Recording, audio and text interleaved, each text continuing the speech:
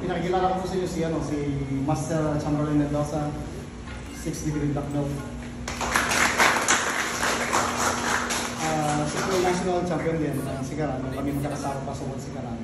So, mga title. Sunod po si senior instructor Elisa Pangilinan, 6-degree black belt. Then ang sunod po si Master Estarita, 6-degree black belt. Isa po siya sa board of directors. Sila po yung mga kasabayan ko noon. Kami mga nung araw pa ng mga laro, mga 1989. Sila po yung mga kasabayan ko. Okay, so mga kasama, ay ito tayo. Good. Na.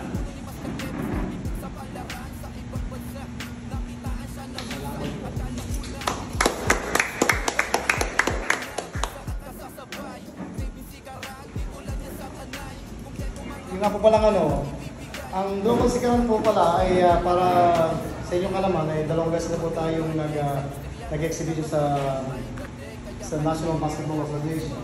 Sa dalawang beses na po na Golden State Warriors. So parang nangyayari po yan, since na po na kami mag-perform doon, nagustuhan tayo ng Golden State Warriors. So lagi na kami mag-invite.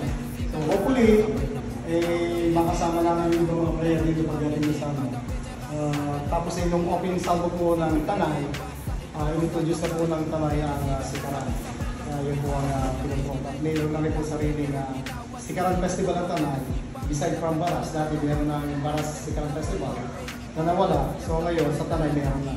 So hopefully mabuhay natin lahat ng bayan.